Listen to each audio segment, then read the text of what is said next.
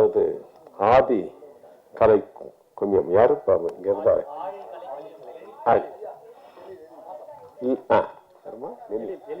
எழில் அவர்களுக்கும் நல்ல அற்புதமா நீங்க குழந்தைங்க வச்சு அற்புதமா நீங்க கற்றுக் கொடுத்துருக்கீங்க. உங்களுக்கு நன்றி. அதுக்கப்புறம் சொல்லவே வேண்டாம், நம்ம ஆசான் அவர்கள் பாருங்க, அவர் குழந்தையிலேயே ஆசான்னே பேர் வச்சுட்டாங்க. ஆசான்னா ஒரு பெரிய வாத்தியார். அப்படி வேலூர் ஆசான் அவர்களுக்கும் மற்றும் இங்க வந்திருக்க எல்லோருக்கும் வணக்கம். பாகிராஜ் சார் சொல்லும் போது அவ்வளவு அழகா எப்படி ஒரு விஷயத்தை அழகா ஸ்கிரீன் பிளே பண்ணி அழகா நம்மளை வந்து சிரிக்க வச்சா, ஆச்சரியப்பட வச்சா. நானும் வாயத்தை வந்துட்டு இருந்தேன். அதனாலதான் பாகிராஜ் சார் இன்னும் வேர்ல்ட்லயே the number 1 screenplay director கூப்பிடுறாங்கன்னா சாதாரண விஷயம், அது அற்புதமான விஷயம். அதான் லியோனி அவர்களை நான் மறக்கவே முடியாது. அவர் இல்லைன்னா எனக்கு இந்த பேரும் புகழுமே கிடைச்சிருக்காது. ஏன் சொல்றேன்னா, நான் ஆரம்பத்தில் வந்து சில பாடல்கள்லாம் பண்ணும்போது ஆப்கேலா இன்தானா ஒத்துனான லாலா குடோல் அப்படிமாலாம் அவரே ரொம்ப பரவி என்னை பெரிய ஆளாக்கி விட்டார். அது அப்புறம் மலை அது ஆக்சுவலி வெங்கடேஸ்வர் படம். அது மலை படம் அவ்வளோ சரியா போகல ஆரம்பத்தில். அந்த பாட்டு இட்டாகி அது பெரிய படமா ஓடல. ஒரு தலைவர் அவர் என்ன சொல்லிட்டாரு, தேவா நம்ம முருகனை போட்டு எப்படி கலைக்கிறாரு பாருங்க பாட்டுல அப்படின்னு சொல்ல படம் அடுத்த நாள் பிரிச்சு. அப்படி எல்லாருமே ஒருத்தரை தாக்கும் பொழுது ஒருத்தர் மேல போயிட்டு இருக்காங்க. அது போல லியோனி அவர்களுக்கும் என்னுடைய நன்றியை நான் தெரிவிச்சுக்கிறேன். வணக்கம், நன்றி. அவ்வளவு அழகா சொல்லுவாரு. இப்போ ப்ரோக்ராம் நான் கேட்டுட்டு இருக்கேன். அப்புறம் ஒரு ப்ரோக்ராம் நான் ரொம்ப சிரிச்சது வந்து ரெண்டக்கன்னு ஒரு பாட்டு. அவ்வளோ ரெண்டாக்கான்னு பாடுவாங்க.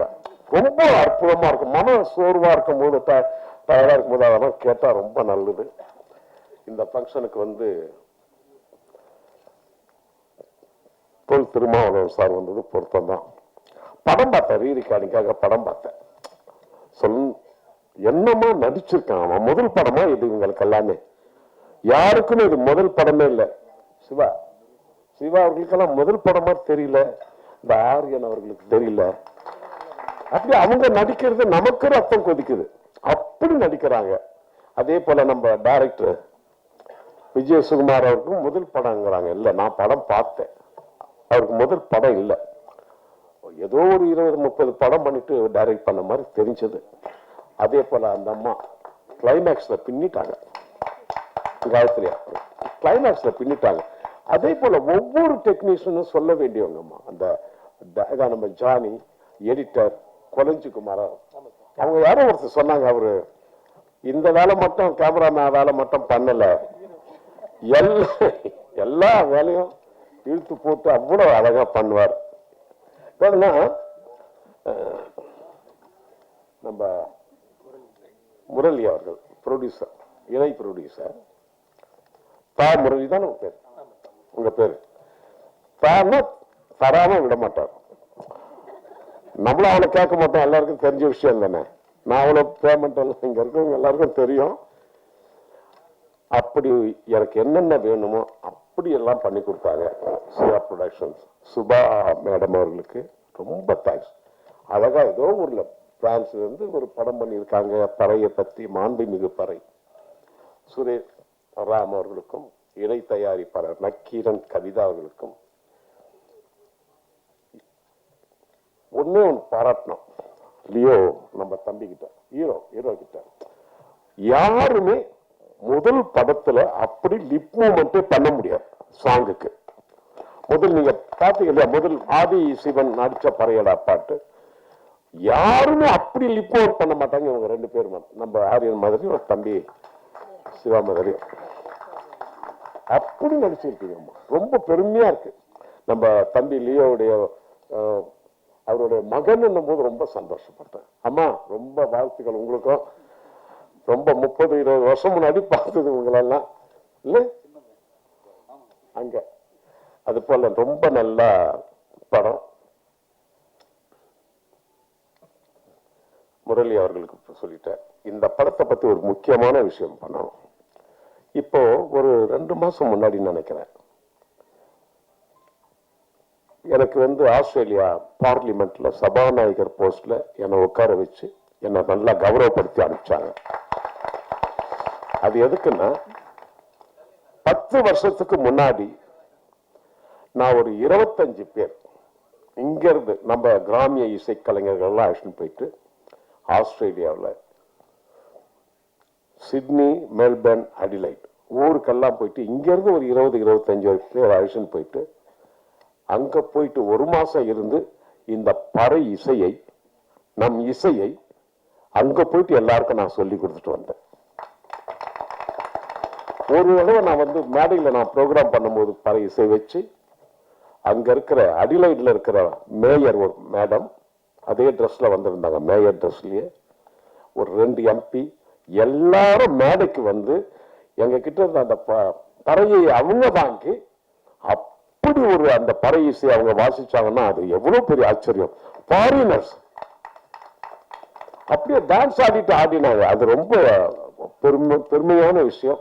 அதற்காக ஆஸ்திரேலியா பார்லிமெண்ட்ல எனக்கு ஒரு கௌரவம் கொடுத்தாங்க. இது 3 பாட்டு மகாலிங்கம் அவர்களும் திவாகர் அவர்களும் பாடியிருந்தாங்க. முதல் சாங்.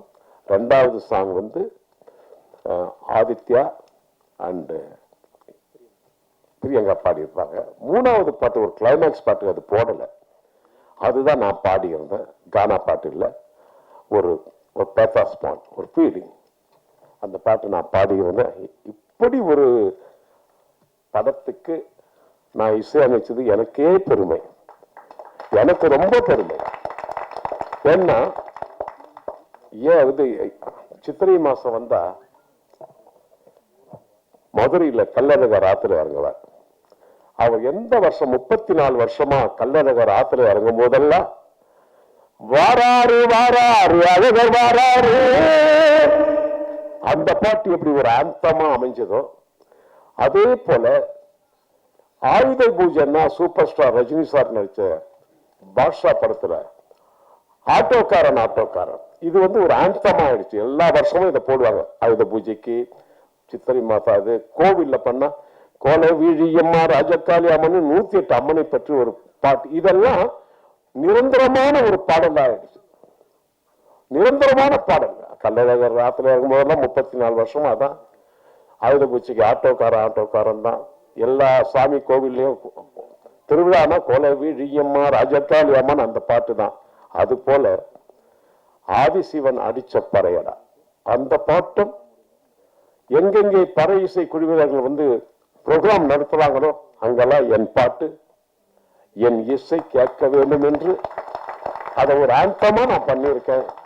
அதை எல்லாரும் அதை கேட்டு அதை ஒரு ஆந்தமாவே ஆக்கணும். அதுதான் என்னுடைய எய்ம். அது என்னுடைய எய்ம். எப்படி நான் ஆஸ்திரேலியாவில் அங்கெல்லாம் உலகம் போயிட்டு எல்லாத்தையும் பறை இசையை நான் கற்றுக் கொடுத்துட்டு வந்தேனோ அது போல இங்க இந்த பாட்டு ஆந்தமாகணும். அதை எல்லாரும் பாடணும், அது எல்லாரும் பறை இசையை வாசிக்கணும், அதை மதிக்கணும். அது போல ரொம்ப சந்தோஷமா இருக்கு இந்த மேடை. உங்களெல்லாம் பார்த்ததுல ரொம்ப சந்தோஷம். எல்லாருக்கும், எல்லா டெக்னீஷியனுக்கும் என்னுடைய வாழ்த்துக்களையும் வணக்கத்தையும் தெரிவித்து இந்த படம் நல்லா ஓடும். அந்த அப்படி இருக்கு படம். சூப்பர் ஸ்டாருக்கு நீ மட்டும் இல்லப்பா, நான் கூட ரசிகர் தான். இந்த உலகமே அவருக்கு நிறைய ரசிகர்கள் அப்படி இருக்காங்க. அவர் பர்த்டே, அவருடைய பிறந்த நாள் அன்னைக்கு இந்த படம் ரிலீஸ் ஆகுது. நிச்சயமா இது ஒரு சக்சஸ் படம். Thank you, all the best. Sir சின்ன ரெக்வெஸ்ட் சார், இந்த பக்கம் சார் ஒரு லைன் தான் பாடுனீங்க, இன்னும் கூட சேர்ந்து 2 வரிகள் எங்களுக்காக. வராரா உங்களுக்கு பிடித்த பாட்டு, உங்களுக்கு பிடிச்ச பாட்டு சார். எனக்கு ஒரு பெரிய மைனஸ் பாயிண்ட் என்னன்னா, அதான் அது இல்ல, அது வார்த்தைகள் ஒரு எனக்கு பெரிய இது இருந்தாலும் ஒரு பாட்டு பாடுறேன். கவலைப்படாதே சகோதரா எங்கம்மா கருமாறு காத்து நிப்பா, காதலத்தா சேர்த்து வைப்பா. கவலைப்படாதே சகோதரா எம்மா எம்மா எம்மா எம்மா மனசுக்குள்ளே சும்மா மயங்கி விடும் கைதானம்மா. கவலைப்படாது சகோதரா.